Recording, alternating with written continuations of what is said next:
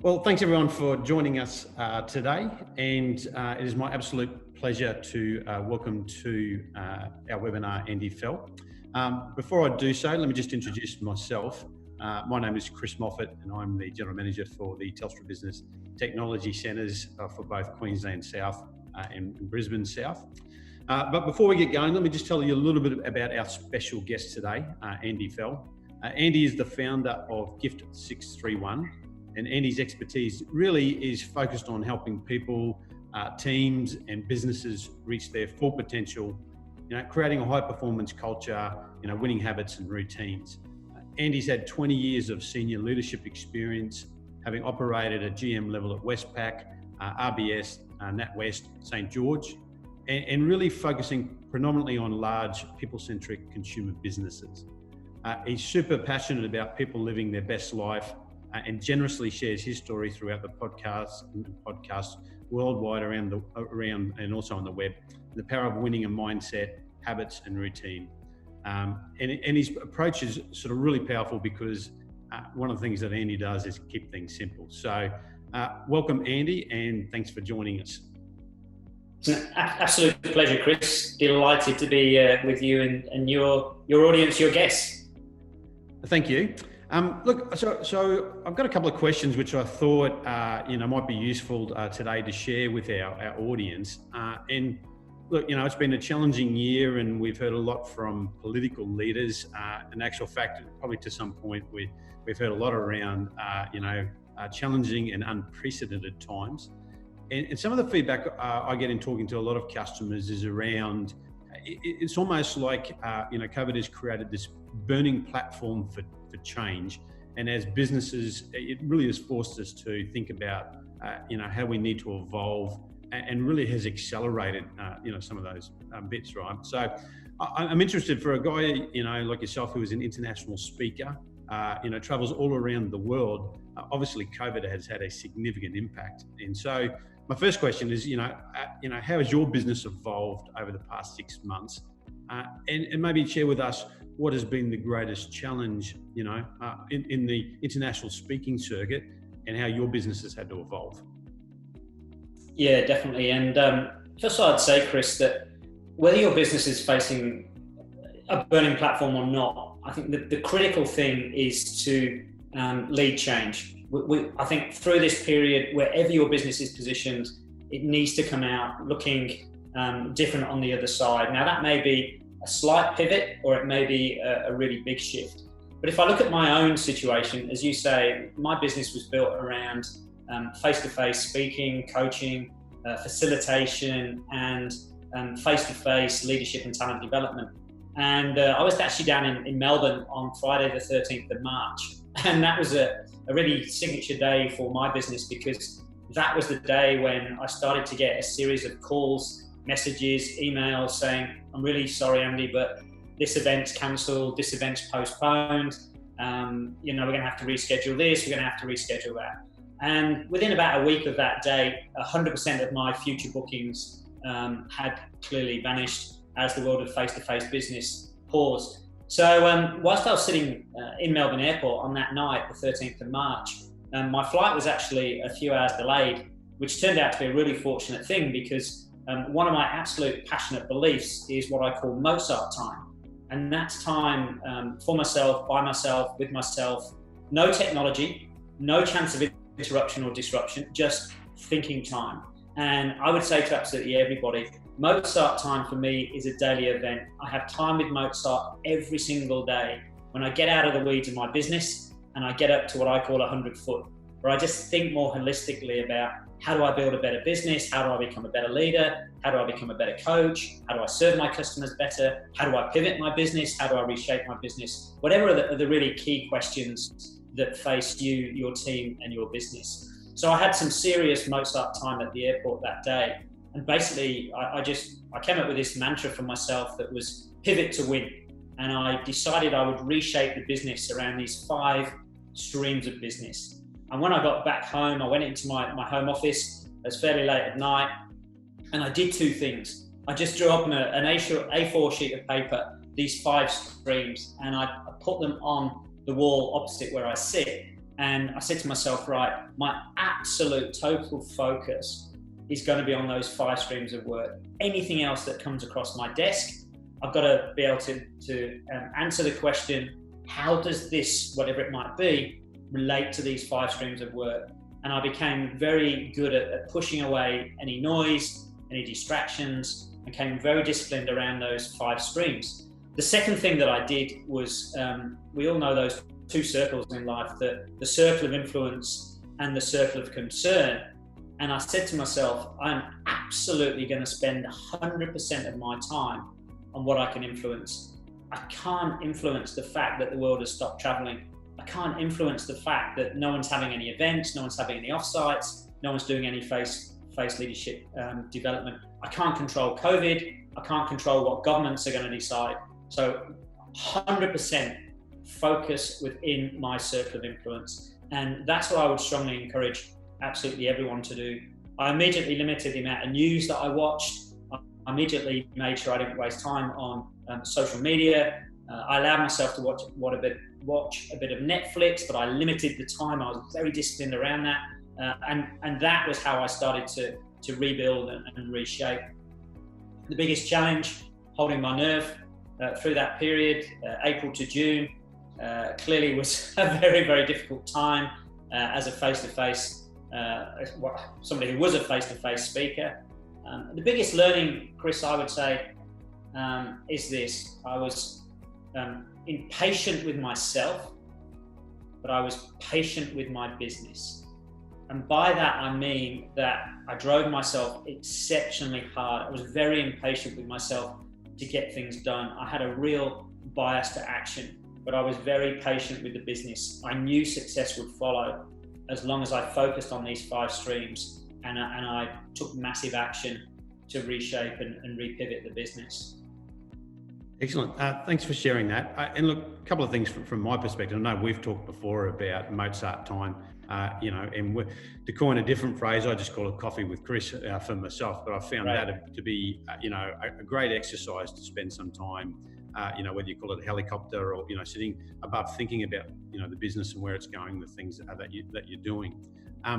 You talk there equally about, I guess courage. So I'm interested in, when you're talking about, well, how do you hold the line when in uncertain times? Any thoughts that you could share? And I'm just mindful. I'm not sure your camera's not on, or I'm not sure whether you've got video problems there. Is it? Can you come on off video, or is it just the way that's set up there? Yeah, I mean, again, normally I'm with video, but for some reason, there's no ability to connect with video that I can see. So apologies to everybody. No, that's I get quite animated, so I hope it comes through in the voice if people can't actually see me. There's a good headshot on there anyway, so we're all good. Yeah. So what winners do, and to me, that's what it's all about, Chris. And the critical thing for me was, as you know, I talk about mindset a lot. And I have a series of winning habits and winning routines. And I have a way of getting into the ideal performance state each and every day through my morning routine, which includes Mozart time. And I believe what I found through this period was the need to stay really disciplined around my personal habits and my personal routines, which includes exercise, includes meditation, includes journaling, but it also includes free space every day to do the high value things. And one of my recommendations to everyone is they really go back, not just for themselves, but everyone in their team and business, and really think through high value activities versus low value activities. And what I found, almost in the desire to be busy, people are focusing in some regard on too much low value activity. And I believe the art, and to get really prepared for 2021, is to make sure that we are looking to move a percentage of low value activity consistently across into high value activity. So we work out how we become more efficient. What can we stop? What can we reduce? What can we do more efficiently? In some cases, what can we outsource? What can we re-engineer to create some time so we can absolutely focus on the things that matter most? It's amazing, Andy. You know, I've done that exercise myself. It's unbelievable, really, when you think and you spend the time to think about high value activities, how much time you do spend on those things that don't contribute, and how much time in your day that does sort of take. Look, the theme of the webinar today is Decide, Commit, Go. So maybe could you share with our audience, what's that about, and why has it been the pillar of your business success? Yeah, I mean, it's absolutely one of those pillars, as you say, and I only have two speeds in life and business, Chris, and the first speed is completely still. And that's the Mozart time. That greatness requires stillness, and from stillness comes clarity, and from clarity comes innovation, breakthrough, and success. So I have periods of absolute stillness, and the rest of the time, it's about having speed, and it's operating with massive action, which is where really Decide, Commit, Go comes in, because the ability to slow down and think enables me to make what I regard is a really strong decision. But I see too many people who go from decision to go, and I see a lot of organizations where they start a lot of initiatives that just fizzle out. And to me, it's because they're not really committed to whatever it is that they've decided to do. So I actually do less, but I believe I do it better, and I do it with more energy, more passion, more drive, more purpose, more determination to get the job done. So I decide what I'm going to do. I then give myself a commitment test. And if I'm not a 9 or a 10 out of 10, then I don't start. As soon as I've committed, I believe the difference between highly successful people and everyone else is there's a very small gap between commitment and starting. Because I believe procrastination, it breeds fear, it breeds doubt. So if you leave too long a gap, the tendency is that actually you start to overthink and you start to re-engineer. So each stage is critical. It's critical that you don't jump the commitment stage, or you might be starting stuff that actually isn't that important and it's going to fizzle out. But equally, once you have committed, it's important you get going. It's important you make a start. And then, Chris, I have a really clear execution plan on the back of that. And I use a very simple personal framework, which applies to my business as well. That my business is called Gift 631. But if you reverse the 136, I agree a big goal, which is the 1. I then very simply break it down into 3 sub goals, which is the 3. And then I break it down again into my 6 next best actions. And that's where I focus. I can't necessarily control the outcome, but I can absolutely control my effort. And I focus in on that action level. Every time I take an action, I replace the action. Every time I achieve a sub goal, I replace a sub goal. All of which is moving me in the direction of the big goal. So it's Decide, Commit, Go, but then I've got an execution path behind it, which is based around 1, 3, 6. As you say, everything I do, it's really simple, it's really practical, it's really actionable, and it's really clear. So just then when it comes to, Decide, Commit, Go, and a lot of that execution, I'm assuming is really, leverages that commit. I just wonder, have you got any tips around, because we all like to think, when we come up with an action plan or something we're going to chase down, that we're committed to it. But often it feels like that's the area where it just doesn't happen. Any tips on, what's the things we can do to absolutely make sure that we're committed before we hit the go button? Yeah, and I believe it all comes back to the organisational purpose. And I believe people need to be testing every initiative they're driving against their organisational purpose. And something I picked up from Salesforce, which I think is a brilliant exercise for everyone who's listening to go away and consider, is if they've got a what they call V2 MOM. So it's something they're doing through every single part of Salesforce, but equally it's something they're encouraging all of their partners and customers to consider as well. So the 2 V's are, the first V is vision. So is our vision for the company, however big or small, still valid? Or do we actually need to rethink our vision with regard to everything that's happened through COVID? The second V is our values. Are our values still valid?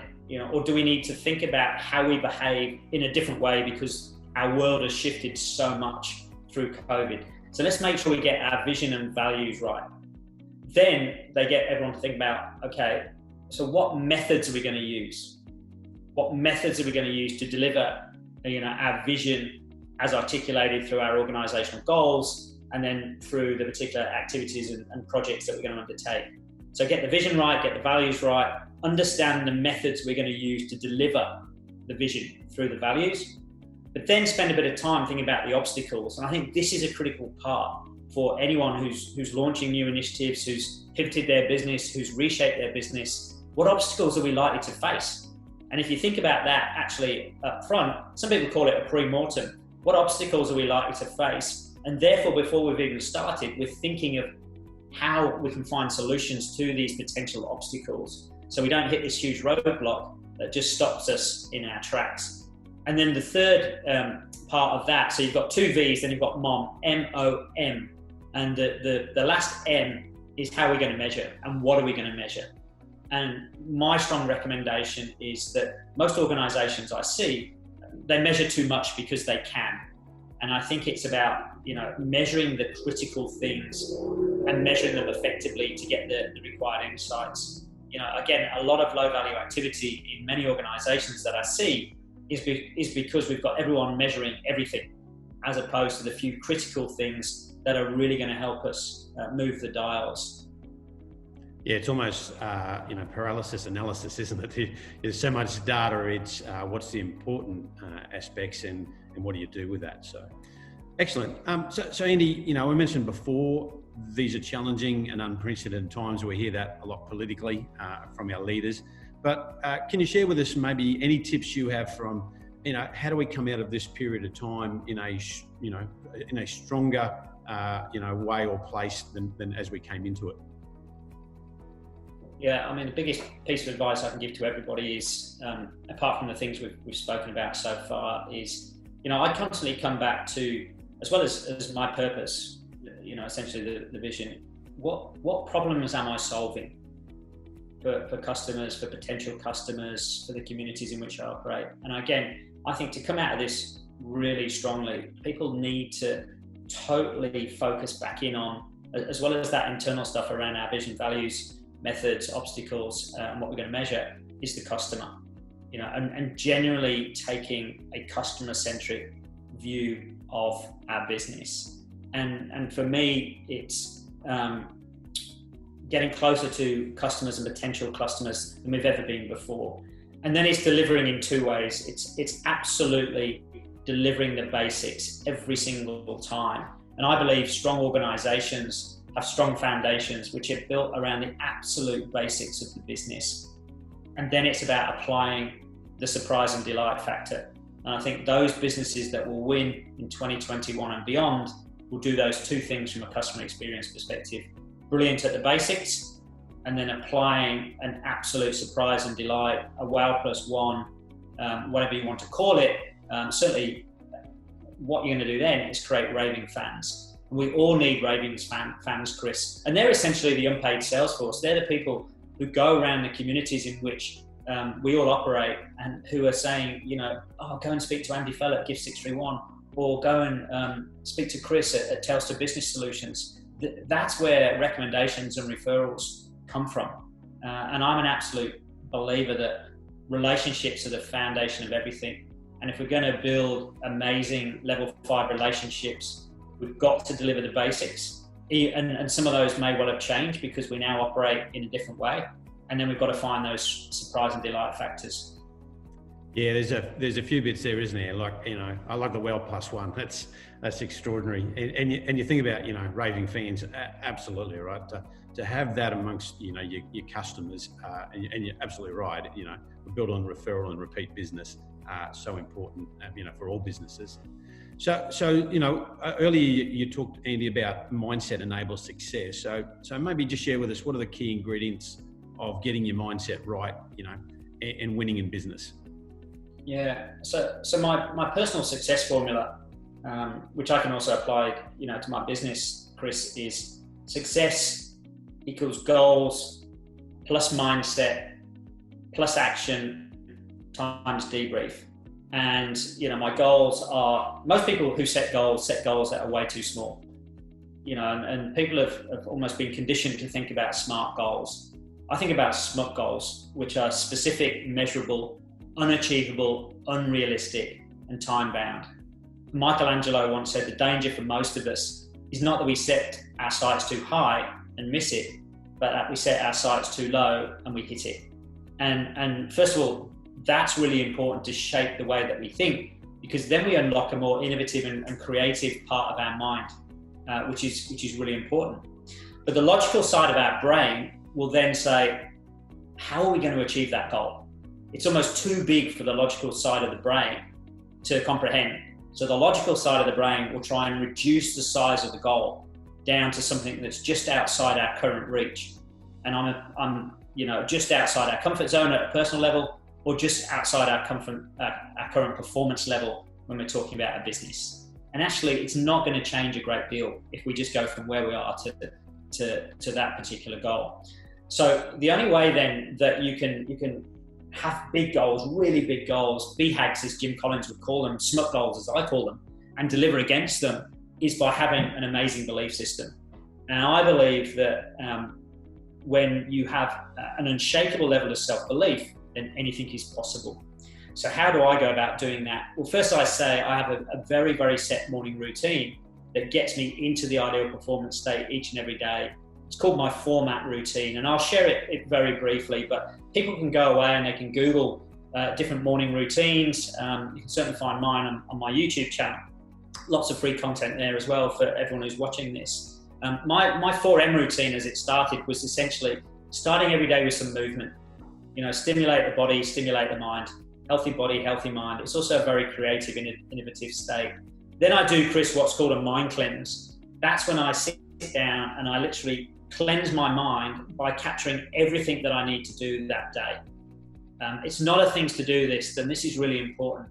I then start the high value activities that are on that list. I have to complete those high value activities on the day because they're going to move me in the direction of my goals. Then I meditate. I meditate for 10 minutes a day using the Calm app, a guided practice. It reduces the pressure, it reduces anxiety, it reduces any stress I'm feeling. It increases my focus, increases my concentration. It's a very, very centering process. And that sets me up for that Mozart time that I was sharing with everyone, which is really just me and my journal and my thoughts, where I just think more holistically about life and business. I do things like I capture what I'm happy and grateful for. I capture something I'm proud of that I've achieved through my life. I capture my affirmations. And then that's the 4 M's. And then I have, it's called the format. So at the end of the 4 M's, there's an A and there's a T.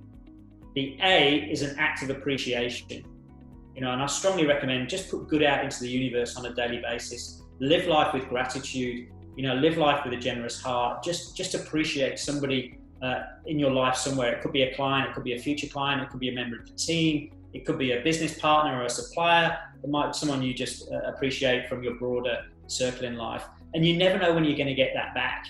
And actually, it doesn't matter if you do get it back or not. But I've just found over the years, when I was in corporate business, I used to spend 15 minutes a day saying thank you. It was in my diary every single day, 15 minutes of praise, recognition, and celebration. As you said, I had a big consumer banking business, 2,000 people, but it wasn't just my people. It might be other people across the bank that I was working with, partners, suppliers, customers even. Just putting appreciation out into the universe. And then the T is, I strongly recommend everyone looks at The One Thing by Gary Keller.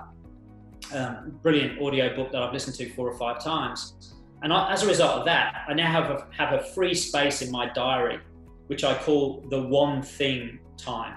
And it's when I do the most important work I have to do that day. So I either do the stuff that I've started, or, say I'm writing a proposal or writing some content or whatever it might be. So I do that early in the morning, Chris. So by 9, 10 o'clock, I know I'm going to have an amazing day. I've worked on my mind, but it's also a very, very practical element to it as well. And then I do all the things that people who have a very strong level of self-belief do.